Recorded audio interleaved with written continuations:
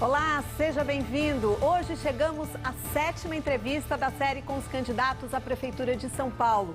Seguindo a ordem definida por sorteio, vamos ouvir as propostas de Bruno Covas, do PSDB, que tenta a reeleição. Lembrando que o SBT entrevistará os 10 candidatos de partidos que têm ao menos 5 representantes no Congresso. Ao meu lado, também para entrevistar o candidato, o meu colega Fábio Diamante. Esta entrevista, com 20 minutos de duração, é transmitida simultaneamente pelo site SBT News e pelos perfis do SBT News e do SBT Jornalismo no YouTube, no Facebook e no Twitter. Você, internauta, pode e deve participar mandando sua pergunta para a hashtag SBT News Eleições.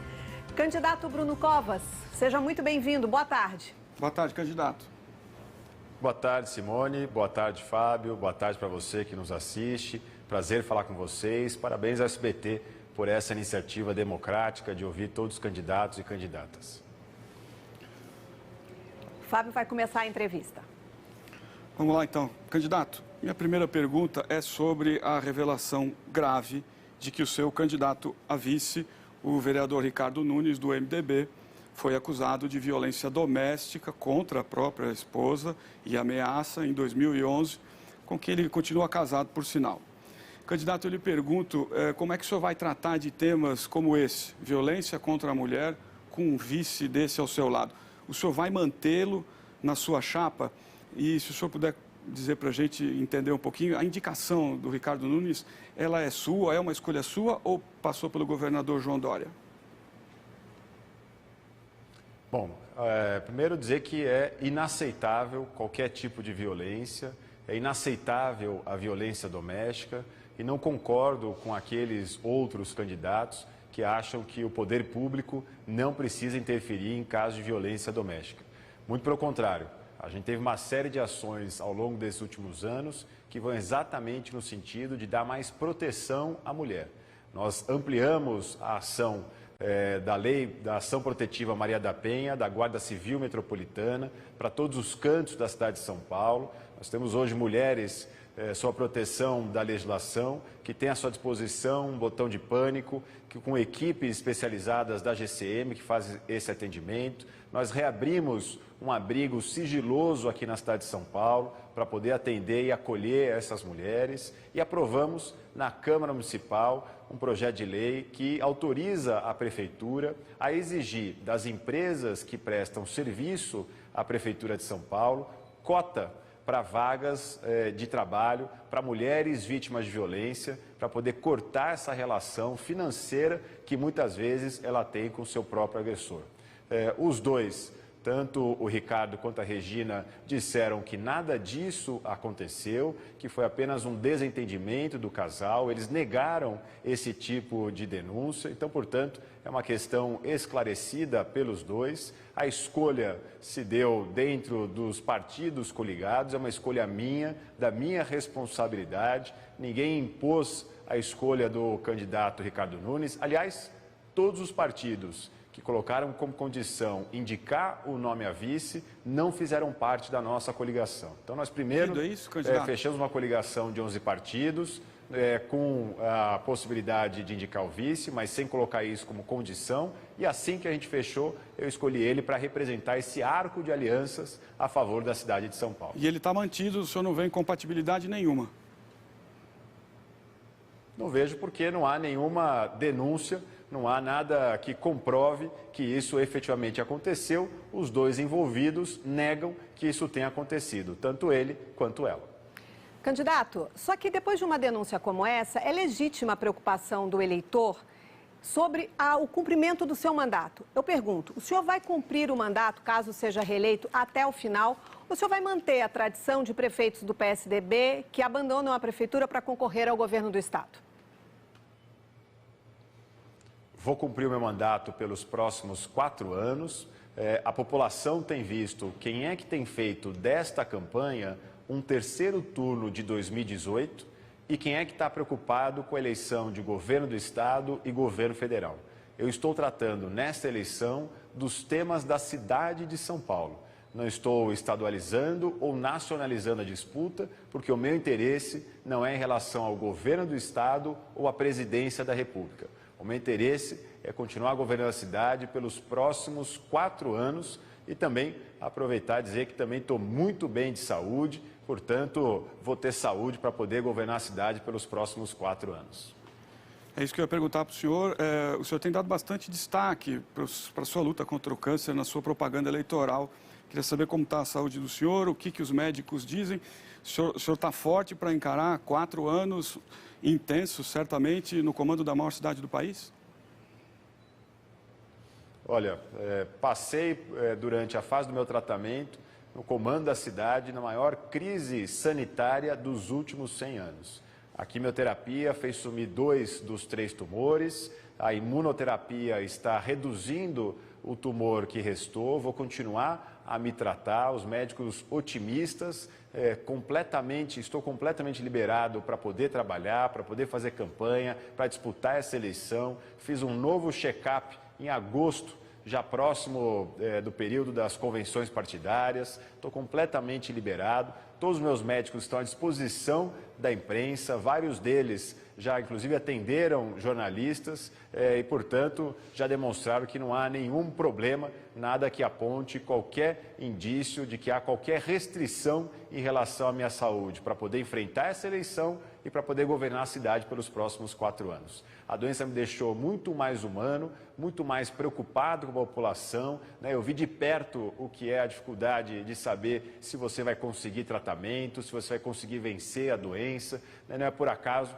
que nós criamos também o Corujão do Câncer na cidade de São Paulo, que reduziu a fila e acabou com a fila do câncer para alguns tipos de tratamento aqui na cidade de São Paulo. Zeramos a fila da colonoscopia. Eu não tenho a menor dúvida de que a saúde foi uma das maiores conquistas que nós realizamos ao longo desses anos e que vai continuar a ser um grande foco de atenção na nossa próxima gestão. Candidato, o senhor está no centro da cidade. Está chovendo aí? Aqui está chuviscando. Certo. Bom, nos últimos dias a gente tem visto que a chuva forte tem deixado alguns bairros com enchentes. Aliás, é um pouco normal, a gente já sabe que quando chove forte em alguns locais vai encher, vai ter problema para a circulação das pessoas. Eu pergunto ao senhor, uma medida eficiente para acabar de uma vez por todas com enchentes em São Paulo, essa medida vai ficar só para a próxima gestão? O senhor pretende fazer alguma coisa efetiva, que não seja só ver buraco, podar árvores? O que o senhor pretende fazer e que tenha deixado para a próxima e que não tenha feito nessa? Bom, vocês devem ter visto que essas enchentes têm diminuído rapidamente e que, às vezes, no mesmo dia, a gente consegue devolver o espaço para as pessoas voltarem a transitar. Isso porque nós ampliamos em 8 novos piscinões aqui na cidade de São Paulo, eram 24, já são 32, nós temos mais 5 que começam a funcionar ainda esse ano. Então a cidade tinha 24, nós vamos entregar 13 durante esses 4 anos, é praticamente metade de tudo aquilo que foi feito em 460 anos de história na cidade de São Paulo. Vamos continuar a investir para poder dar a resposta o mais rápido possível à população, né? Melhorar a capacidade de resposta que a cidade tem para poder enfrentar esse tema, que é inclusive decorrência do próprio aquecimento global. A quantidade de pancadas de chuva, de chuvas rápidas, intensas, fortes, durante o dia e às vezes até mesmo fora do período de verão, tem aumentado ao longo dos últimos anos, quando comparado a anos anteriores, exatamente como uma das decorrências do aquecimento global. Vamos continuar a apostar na construção de piscinões para dar mais vazão a essa água na cidade de São Paulo. Candidato, vamos falar de educação. A crise, acho que ela é sem precedentes, né, na educação. As aulas online, elas de fato não alcançaram a totalidade dos alunos, isso criou um sério problema.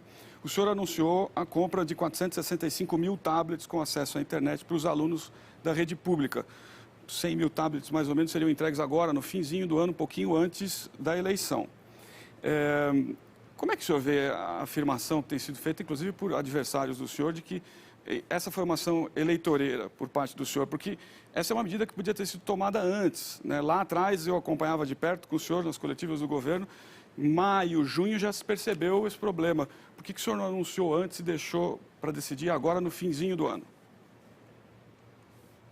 Bom, primeiro é natural que os meus adversários queiram tornar todas as medidas que a gente tem à frente da Prefeitura de São Paulo com medidas eleitoreiras, querendo reduzir, diminuir a importância dessas medidas. Segundo, que a gente vem desde março analisando o orçamento da cidade de São Paulo, porque desde março não sabia exatamente qual era o comportamento que a pandemia teria, quanto que a gente teria de perda de receita tributária aqui na cidade de São Paulo. E agora, com mais clareza em relação ao orçamento desse ano, a gente tem a tranquilidade de saber que nós vamos ter recursos em caixa para poder comprar esses equipamentos. Estamos falando aí de um gasto de mais de 250 milhões de reais para poder comprar todos esses tablets, todos com acesso à internet. Hoje mesmo o Tribunal de Contas liberou a Prefeitura para poder comprar esses equipamentos. São equipamentos importantes não apenas agora, durante a pandemia, mas também depois, porque com esses equipamentos nós vamos poder fazer o contraturno escolar e, portanto, ter aula em período integral. A parte do turno dentro das escolas, de forma presencial, quando autorizado pela Vigilância Sanitária, e o contraturno também com a utilização desses equipamentos. Então, equipamento importante não apenas nesse momento de pandemia, mas também no pós-pandemia, para recuperar o conteúdo pedagógico que foi perdido nesse ano de 2020. Candidato, a entrega então de 100 mil tablets às vésperas do primeiro turno é uma coincidência, é isso? Olha, a gente não vai deixar de governar a cidade até 31 de dezembro. Eu não vou deixar de governar durante esse semestre de 2020 só porque os meus adversários entendem que é uma questão eleitoreira. Tudo que a gente faz pode ser entendido como uma questão eleitoreira por aquele que quer reduzir a importância destas ações. Mas é importante para essas crianças e é importante para os alunos e nós vamos continuar a governar independente da questão e do calendário eleitoral. Candidato, outra crítica que se faz ao senhor envolvendo essa questão eleitoreira tem relação com o programa de transferência de renda com o qual o senhor tem acenado nos últimos dias, seja o programa do vereador Suplicy, seja o projeto que o senhor enviou à Câmara. A pergunta é, por que o senhor não fez isso antes? Porque a miséria em São Paulo, pessoas que já vivem indignamente, já estavam aí. Por que o senhor talvez não tenha pensado, pelo menos nisso, lá no início da pandemia, quando a gente viu tanta gente perder o emprego? Bom, primeiro, eu não mandei nenhum projeto à Câmara. Está sendo discutido um projeto na Câmara Municipal que é uma complementação ao auxílio federal que agora foi reduzido de 600 para 300 reais. Nós criamos, sim, um programa de transferência de renda, 770 mil crianças receberam um cartão alimentação com recurso que nós enviamos aos pais para que eles pudessem comprar alimentos para todas as crianças que deixaram de frequentar as escolas aqui na cidade. De novo, a gente está agora complementando esta ação do governo federal, que muito recentemente decidiu reduzir de 600 para 300 reais, razão pela qual só agora, nesse instante, é que é possível votar um projeto para poder complementar, dada essa decisão recente do governo federal de reduzir de 600 para 300 reais. E, de novo, a gente fez tudo isso com a cautela que nós vamos chegar no fim do ano sem dever nada a ninguém, sem deixar de pagar o funcionalismo público, sem deixar de pagar 13º, sem deixar de pagar fornecedor na cidade de São Paulo. Todas as decisões tomadas foram as decisões tomadas com a cautela de respeitar o orçamento público e de não aumentar a despesa, a dívida da cidade de São Paulo. Candidato, vamos falar de transporte. O senhor está satisfeito com a qualidade do transporte que é oferecido para as pessoas na cidade de São Paulo? O senhor acha que o transporte público é bom de ônibus? Não estou satisfeito. É uma pena que a gente ficou tantos anos em contratos emergenciais no transporte aqui na cidade de São Paulo.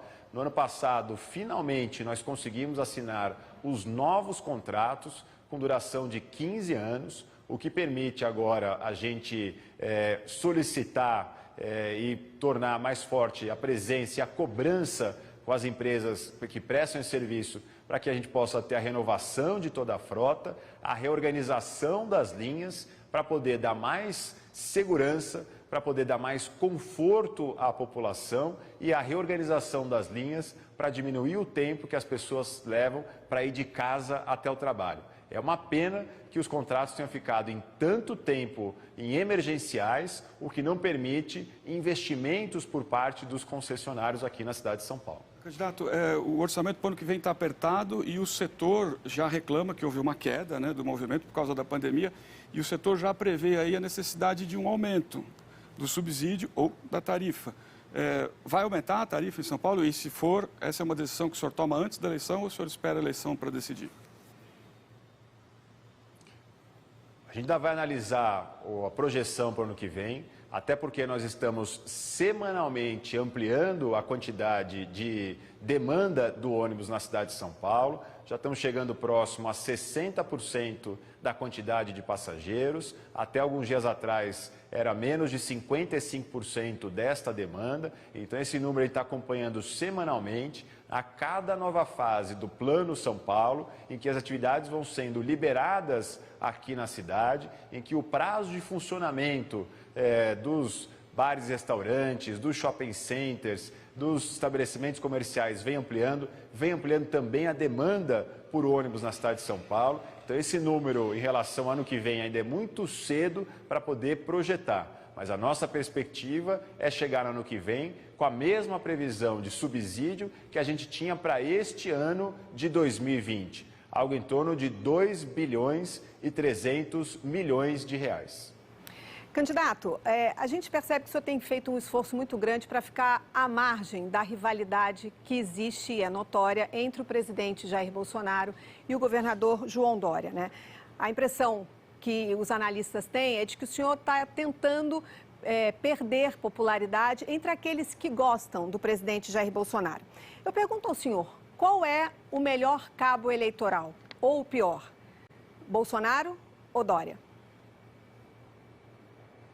A população aqui não está antecipando a eleição de 2022. A população quer saber dos problemas da cidade de São Paulo. Quem faz disputa em relação a cabo eleitoral, eu tenho a menor dúvida, vai quebrar a cara, porque não é isso que a população quer saber. A população quer saber o que fez pela cidade de São Paulo, o que quer fazer pela cidade de São Paulo. Ela está preocupada com o remédio no posto de saúde, ela está preocupada com a vaga em creche, ela está preocupada com as questões da cidade de São Paulo. Não se trata aqui de nacionalizar a eleição. Então, portanto, essa não é uma disputa entre João Dória e Bolsonaro. Essa é uma disputa minha com os outros 13 candidatos e candidatas a prefeitos de São Paulo. Candidato, a gente está chegando no finzinho, mas eu queria fazer uma pergunta para o senhor sobre a Cracolândia. A gente tem percebido de forma muito clara um certo esvaziamento dos projetos ali na Cracolândia. Agentes de saúde e agentes sociais têm sido demitidos.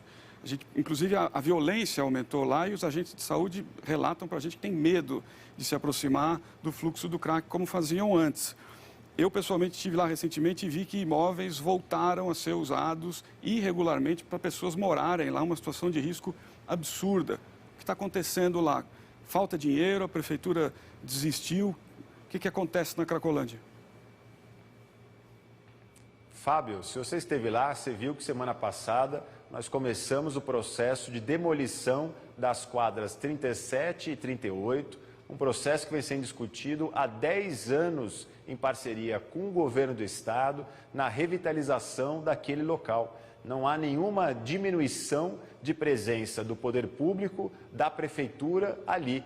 A gente continua com as ações na área social, de acolhimento, de redução de danos, de troca de roupa, de alimentação, as ações na área da saúde, com tratamento individualizado. Para cada caso, o médico recomenda qual é o tratamento adequado. A gente persiste com a presença policial, GCM, Polícia Militar, e a gente tem também o programa para aqueles que passam do tratamento, para aqueles que têm orientação médica, poder ter uma bolsa para poder voltar ao mercado de trabalho e ter a porta de saída. Nós continuamos a persistir, a presença da prefeitura incomoda, né? Volta e meia o tráfico organiza manifestações e eu tenho certeza que é essa persistência nesse trabalho amplo com assistência, saúde, geração de emprego e renda e segurança pública que dá resultado a esse tema. Quem tem dentro de casa alguém que depende de álcool e droga, sabe a dificuldade que é de poder tratar uma pessoa assim.